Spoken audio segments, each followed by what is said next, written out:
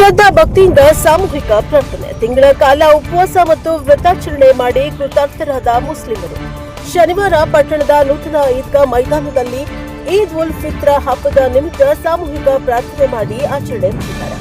ಆತ್ಮಶುದ್ಧೀಕರಣ ಮತ್ತು ಸಹೋದರತೆ, ಶಾಂತಿ, ಏಕತೆಯ ಸಂದೇಶದೊಂದಿಗೆ ಈದ್ ಉಲ್ ಫಿತ್ರ ಹಬ್ಬವನ್ನು ಸಡಗರದಿಂದ ಸುಂದರವಾದ ಪರಿಸರದಲ್ಲಿ ಸಂಭ್ರಮದೊಂದಿಗೆ ಆಚರಣೆ ಮಾಡಿರುವುದು ವಿಶೇಷವಾಗಿತ್ತು. ಪಟ್ಟಣದ ನೂತನ ಈದ್ಗಾ ಮೈದಾನದಲ್ಲಿ ಆಲ್ಬಾ ಸದಾಹುದ್ದೀನ್ ಹಸನ್ ಶರೀಫ್ ಕಾಜಿ ವಿಶೇಷ ನಮಾಜ್ ಮತ್ತು ಪ್ರಾರ್ಥನೆ ನೆರವೇರಿಸಿ ಮಾತನಾಡಿ, ಏಕತೆ, ಶಾಂತಿ, ಸೌಹಾರ್ದತೆ ಎಲ್ಲೆಡೆ ನೆಲೆಗೊಳ್ಳಲಿ, ಕೌಟುಂಬಿಕ ಸಂಬಂಧ ಗಟ್ಟಿಗೊಳಿಸುವುದರ ಜೊತೆಗೆ ಅನ್ಯ ಧರ್ಮವನ್ನು ಗೌರವಿಸುವ ಮೂಲಕ ಸಮಾಜಕ್ಕೆ ಒಳ್ಳೆಯ ಸಂದೇಶ ನೀಡಬೇಕು ಎಂದರು. ಹೊಸ ಬಟ್ಟೆ ಧರಿಸಿ ಮುಸ್ಲಿಮರು ಹಬ್ಬದ ಸಂಭ್ರಮದಲ್ಲಿ ಭಾಗವಹಿಸಿದರು. ಪಟ್ಟಣದ ಈದ್ಗಾ ಮೈದಾನದಲ್ಲಿ ನಡೆದ ನಮಾಜ್ ಪ್ರಾರ್ಥನೆಯ ಬಳಿಕ ಪರಸ್ಪರ ಹಬ್ಬದ ಶುಭಾಶಯ ವಿನಿಮಯ ಮಾಡಿಕೊಂಡರು. ಈ ಸಂದರ್ಭದಲ್ಲಿ ಶಾಸಕ ಎನ್ಎಚ್ ಕೋನರೆಡ್ಡಿ, ವಿನೋದ ಸುತಿ, ಪದ್ಮಶ್ರೀ ಪ್ರಶಸ್ತಿ ಪುರಸ್ಕೃತ ಅಬ್ದುಲ್ ಖಾದರ್ ನಡಕಟ್ಟಿನ, ಪುರಸಭೆ ಅಧ್ಯಕ್ಷ ಶಿವಾನಂದ ಬೆಳೆಹಾರ, ಅಂಜುಮನ್ ಸಂಸ್ಥೆ ಅಧ್ಯಕ್ಷ ಫಕ್ರುವಲಿ ಲೋಕಪುರಿ ಸೇರಿದಂತೆ ಪಟ್ಟಣ ಹಾಗೂ ಸುತ್ತಮುತ್ತಲಿನ ಗ್ರಾಮಗಳ ಜನರು ಉಪಸ್ಥಿತರಿದ್ದರು. Bureau report, Rajappa TV, Annigeri.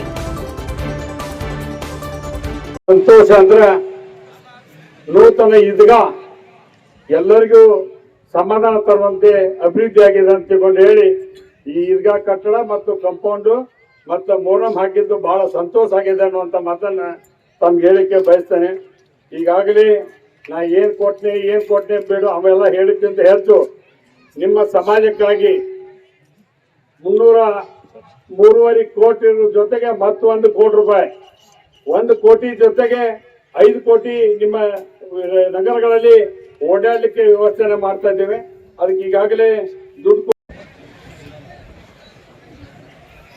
बराबरी का दिन है। यहाँ